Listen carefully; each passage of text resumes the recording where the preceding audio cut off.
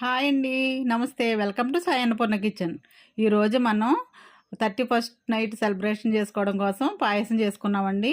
ఇది Apple and సగ్గుబియ్యంతో చేసుకున్న పాయసం.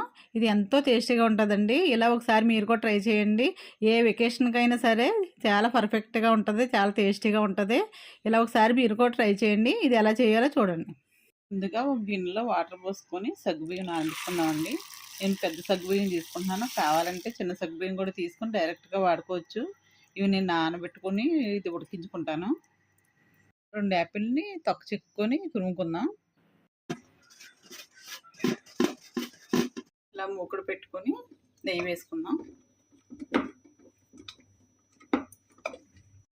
ఇలా నెయ్యి కొంచెం కాగిన తర్వాత ఇందులో యాపిల్ వేసుకున్నాం. ఇలా తురిమిన యాపిల్ అంతా వేసుకొని కొద్దిసేపు వేయించుకోవాలండి నెయ్యిలో. ఇలా కొద్దిసేపు వేగిపోయిన తర్వాత ఇది ఒక పక్కన గిన్నెలో తీసుకుందామండి. ఇదే మూకుడిని కడిగేసుకొని పెట్టుకొని ఇందులో సగ్గుబియ్యం నానబెట్టిన సగ్గుబియ్యం వేసుకొని ఉడికించుకుందామండి.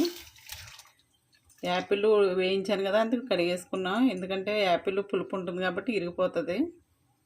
ఇలా సగ్గుబియ్యం అన్నీ బాగా ఉడికిపోయిన తర్వాత ఇందులో పాలు పోసుకుందామండి. ఇలా పాలన్నీ వేసిన తర్వాత బాగా మరగబెట్టుకోవాలండి. సగ్గుబియ్యం పాలతో పాటు కొంచెం ఉడకాలి. ఇంకానే సగ్గుబియ్యం పాలు మరిగేలోపు ఇవి నానబెట్టుకుందామండి. కిస్మిస్ నానబెట్టుకోవాలి. ఇవి వేయించుకొని వేసుకోకూడదు. కిస్మిస్ నానబెట్టుకున్న తర్వాత ఒక మూగిట్లో నెయ్యి వేసుకొని అలాగే జీడిపప్పు కూడా వేయించుకుందామండి. ఇలా నెయ్యిలో జీడిపప్పు వేసి బాగా వేయించుకొని పక్కన పెట్టుకుందాం. ఇలా వేగిపోయిన తర్వాత పక్కకు తీసి పెట్టుకుందాం. సగ్గుబియ్యం కూడా బాగా ఉడికి పాలు బాగా మరిగిపోయాయండి. ఇలా మరిగిపోతున్నప్పుడు మనం ఇందులో కండెన్సర్ మిల్క్ వేసుకుందామండి. మనం పంచదార కూడా వేసుకోవచ్చు. పంచదార కంటే ఇది చాలా టేస్ట్గా ఉంటుందండి. ఇది వేసుకున్న తర్వాత 2 నిమిషాలు కలుపుకొని ఉడికించుకోవాలి.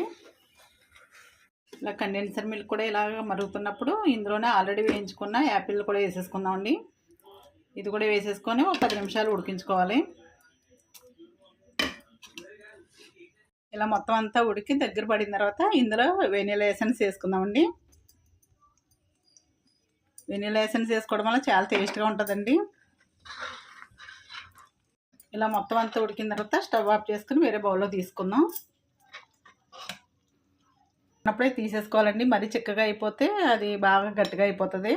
ఇది ఫ్రిడ్జ్లో పెట్టుకొని సర్వ్ చేసుకుని చాలా టేస్ట్గా ఉంటుందండి. ఇలా బౌల్లో తీసుకున్న తర్వాత ఫైనల్గా నానబెట్టుకున్న కిస్మిస్ వేయించుకొని జీడిపప్పు వేసేసుకుందాం.